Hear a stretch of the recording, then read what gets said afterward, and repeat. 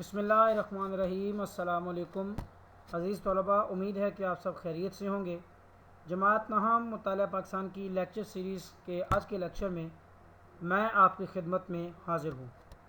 عزیز طلباء، آج کا جو عنوان ہے وہ باب نمبر 4، خواتین کو با اختیار بنانا، ویمنس امپاورمنٹ، جو نیا چیپٹر ہم نے شروع کیا ہے اسے لیا گیا ہے۔ قرآن و سنت کی روشنی میں اسلام میں خواتین کے حقوق۔ اسلام چونکہ دین فطرت ہے اور اسلام کہتا ہے کہ تمام جو انسان ہیں وہ برابر ہیں، چاہے وہ عورت ہیں یا مرد، چونکہ سب آدم کی اولاد ہیں۔ اس لحاظ سے اسلام میں جنس کی بنیاد پر عورت مرد کی کوئی تفریق ہے ہی نہیں کہ مرد عمل کرے گا تو اس کو زیادہ ثواب ہوگا اور عورت کرے گی تو کم ثواب ہوگا۔ ایسا اسلام میں کوئی نظریہ نہیں ہے۔ اللہ کے نزدیک دونوں ہی مخلوق یعنی مرد اور عورت برابر ہیں۔ اس سے اسلام میں عورت کے مقام، اہمیت اور ان کے حقوق کا تعین ہوتا ہے۔ اللہ قرآن میں ارشاد فرماتا ہے کہ لوگوں اپنے پروردگار سے ڈرو جس نے تم کو ایک شخص یعنی آدم علیہ السلام سے پیدا کیا، پھر ان دونوں سے کثرت سے مرد و عورت پیدا کر کے یعنی آدم اور حوا سے روئے زمین پر پھیلا دیے۔ سورۃ النساء آیت نمبر 1۔ عورت وہ لفظ ہے جو انسان کو عزت و تکریم سے نوازتا ہے، آگاہ کرتا ہے اور جس کے وجود سے کائنات میں رنگ ہے۔ اقبال کہتے ہیں نا، وجود زن سے ہے تصویر کائنات میں رنگ۔ تمام مذاہب بشمول اسلام ہر قسم کے نسوانی تشدد یعنی عورتوں پہ ظلم و زیادتی کرنے سے منع فرماتا ہے۔ ہر مذہب اس سے روکتا ہے۔ اکثر عورتیں اس تصور کی بنا پر تشدد کا شکار ہوتی ہیں کہ وہ مردوں کی نسبت کمتر ہیں، حالانکہ اسلام میں ایسی کوئی گنجائش ہے ہی نہیں۔ قرآن مجید کی آیات اس بات کی ترجمانی کرتی ہیں کہ اللہ کے ہاں مردوں اور عورتوں کا رتبہ بحیثیت انسان برابر ہے۔ اللہ فرماتا ہے سورہ آل عمران آیت نمبر 195 میں کہ وہ کسی عمل کرنے والے کی عمر کو خواہ وہ مرد ہو یا عورت ضائع نہیں کرتا۔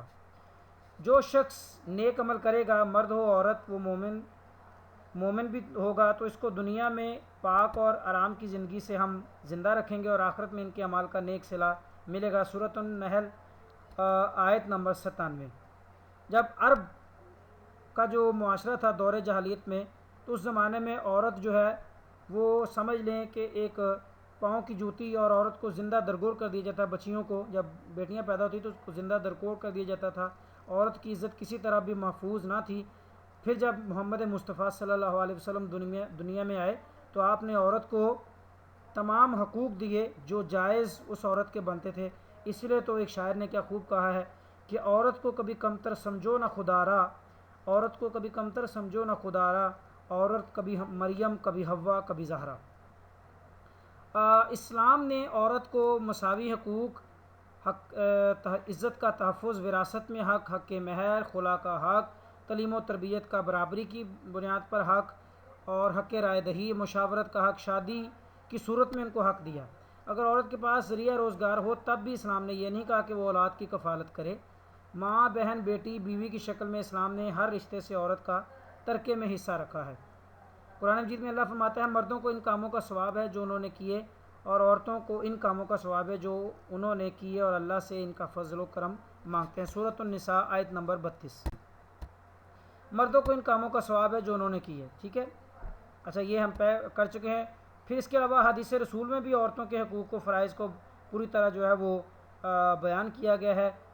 اللہ کے نبی صلی اللہ علیہ وسلم نے فرمایا کہ جس نے 2 لڑکیوں کی کفالت کی تو وہ جنت میں داخل ہوگا، جس طرح یہ 2 انگلیاں آپس میں جڑی ہوئی ہیں۔ آپ نے اپنی 2 انگلیوں کی طرف اشارہ کرتے ہوئے کہا۔ خاتم النبیین صلی اللہ علیہ وآلہ وسلم نے ایک اور حدیث میں ارشاد فرمایا عورتوں کے معاملے میں خدا سے ڈرو۔ پھر ایک اور جگہ آپ صلی اللہ علیہ وسلم نے فرمایا تم میں سے کسی کے پاس 3 لڑکیاں یا 3 بہنیں ہوں اور ان کے ساتھ اچھا سلوک کرے تو جنت میں ضرور داخل ہوگا۔ ایک جگہ اور آپ صلی اللہ علیہ وسلم نے ارشاد فرمایا دین آسان ہے، لوگوں کے لیے آسانی پیدا کرو، لوگوں کو مشکلات میں مت ڈالو۔ صحیح بخاری۔ اسلام ایک ایسا دین ہے جس نے عورت کو نہ صرف باوقار بنایا، اسے 4 دیواری اور چادر کی صورت میں تحفظ بھی دیا۔ حضرت حاجرہ علیہ السلام کا واقعہ جو ہے وہ ہمارے سامنے نمایاں ہے۔ کس طرح جب وہ صفا مروہ کے درمیان میں دوڑیں اپنے بیٹے کی پیاس کے لیے، اللہ کو ان کا یہ عمل اتنا پسند آیا قیامت تک کے حاجیوں کے لیے یہ لازمی قرار دیا کہ عمرہ اور حج کی صورت میں جب تک صفا اور مروہ کے درمیان میں سعی نہیں کریں گے تو ان کا حج قبول نہیں ہے۔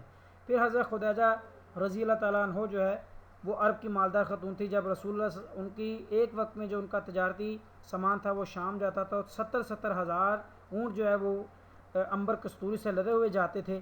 اور اس کے علاوہ قبیلہ قریش کے تجارتی دوسرے قافلے جو ہے وہ دوسرے ممالک کو جاتے تھے. حضرت ختیجہ قافلہ لیکن جب رسول صلی اللہ علیہ وسلم سے آپ کی شادی ہوئی تو آپ نے نہ صرف رسول اللہ صلی اللہ علیہ وسلم کے ساتھ جو ہے وہ زندگی میں کبھی ان سے کسی قسم کا مطالبہ نہ کیا. پھر حضرت فاطمہ اور حضرت زینب رضی اللہ تعالیٰ عنہ جیسی خواتین جو ہیں وہ رہتی دنیا کی عورتوں کے لیے ایک مثال ہیں. ہم اس نتیجے پر پہنچتے ہیں کہ دنیا و آخرت دونوں میں بحیثیت انسان مرد اور عورت برابر ہیں، اور آخرت میں بھی ان کو ان کے اعمال کا برابر صلہ دیا جائے گا. تحریک پاکستان میں خواتین کا کردار. تحریک پاکستان میں جتنا مردوں نے اپنا حصہ ادا کیا، اسی طرح عورتوں کا بھی حق پوری طرح ہے. جو کچھ خواتین جیسے مادر ملت محترمہ فاطمہ جناب، بیگم مولانا محمد علی جوہر، بیگم سلمہ تصدق حسین، بیگم رانا لیاقت علی خان، بیگم جہاں آرا شاہ نواز اور بیگم سردار حیدر جعفر، بیگم ہمدم کمال الدین، بیگم فرخ حسین، بیگم شائستہ اکرام اللہ، بیگم وقار النساء نون، لیڈی ہارون جو نصرت ہارون ہے، انہوں نے مسلمان خواتین میں جو ہے وہ آزادی کی روح بیدار کیا اور ان کو شعور بیدار کیا مسلم لیگ کے پلیٹ فارم سے. یہ وہ خواتین تھیں جو 20ویں صدی میں عملی، معاشرتی، تعلیمی، سیاسی میدان کی جان باز، سرگرم اور ناڈر حکمران تھی. حتیٰ کہ ان مسلم خواتین کو جو ہے وہ جیلوں میں بند کیا گیا اور یہ جو ہے وہ پل سے نیچے گر گئیں جو ہے وہ برطانوی فوج کے ہاتھوں. لیکن تحریک پاکستان میں وہ مردوں کے شانہ بشانہ عورتوں میں یہ شعور بیدار کرتی رہیں کہ آزادی ان کے لیے کتنی ضروری ہے. جب 1940 میں لاہور میں جو ہے مسلم لیگ کا سالانہ جلسہ ہوا تو اس میں بہت سی سیاسی رہنماؤں کی بیگمات نے بھی شرکت کی. سول سیکریٹریٹ پر مسلم لیگ کا جھنڈا لہرانے والی فاطمہ صغریٰ تحریک پاکستان کی فارکن تھی. ان کی عمر فقط 14 برس تھی. انہیں قید کر لیا گیا. اس باہمت لڑکی نے ہمت ناری اور مسلم لیگ کو متحرک کرتی رہیں. بیگم سلمہ تصدق حسین جو ہے وہ مسلم لیگ کے شعبہ خواتین کے قیام کے بعد مسلم خواتین کو مسلم لیگ کی رکن بنانے کی مہم میں شامل رہیں. اس کے علاوہ بیگم رانا لیاقت علی خان ایک پڑھی لکھی خاتون تھی اور پاکستان کے پہلے وزیر اعظم لیاقت علی خان کی بیوی تھی.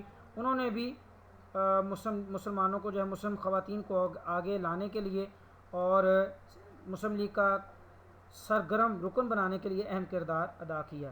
پاکستان سے بننے سے قبل آپ نے عورتوں کی ایک تنظیم آل پاکستان ویمنز ایسوسی ایشن ایپوا قائم کی. وہ ہالینڈ اور اٹلی میں پاکستان کی سفیر بھی رہیں. اسی طرح بیگم مولانا محمد علی جوہر نے اپنی خوشد آمن بی بی اماں کے ہمراہ تحریک خلافت میں بھرپور حصہ لیا. بیگم جہاں آرا شاہ نواز علامہ اقبال کے گہرے دوست بیرسٹر شاہ نواز کی اہلیہ تھی. 1930 میں گول میز کانفرنس میں شرکت کے لیے لندن میں گئی تھی. وہ مسلم خواتین میں سیاسی بیداری پیدا کرنے کے لیے آل انڈیا مسلم لیگ کی وومن کمیٹی کی رکن بھی رہیں. لیڈی ہارون بھی تحریک خلافت میں بھرپور حصہ رہی تھی. 1919 میں 1925 میں انہوں نے کراچی میں اصلاح الخواتین کے نام سے ایک انجمن قائم کی. کراچی میں مسلم خواتین کی پہلی انجمن ہونے کا اعزاز انہی کو حاصل ہے. یہ تھی جو آج کا عنوان. امید ہے کہ آپ کو اچھے سے سمجھ لگ گیا ہوگا. جو آپ نے ہوم اسائنمنٹ ہے وہ دیکھ لیں. قرآن کریم کی ایک آیت کی روشنی میں خواتین کے حقوق بیان کریں. اس کے علاوہ آپ صلی اللہ علیہ وسلم کی ایک حدیث کی روشنی میں خواتین کے حقوق بیان کریں. تحریک پاکستان میں شامل 3 خواتین کے نام کوئی بھی ابھی میں نے نام لیے ان کے نام بتائیں اور تفصیلی سوالات میں قرآن و سنت کی روشنی میں اسلام میں عورت کے حقوق بیان کریں. تحریک پاکستان میں عورت کے کردار پر بحث کریں. یہ آپ نے اچھے سے یاد کرنا ہے. کاپی پہ لکھ لینے ہیں شارٹ سوال خاص کر اور گھر سے ان کو اچھے سے یاد کرنا ہے. اور امید ہے کہ آج کا لیکچر آپ کو اچھے سے سمجھ لگ گیا ہوگا. اگلے لیکچر کے لیے مجھے اجازت دیجیے. اللہ حافظ.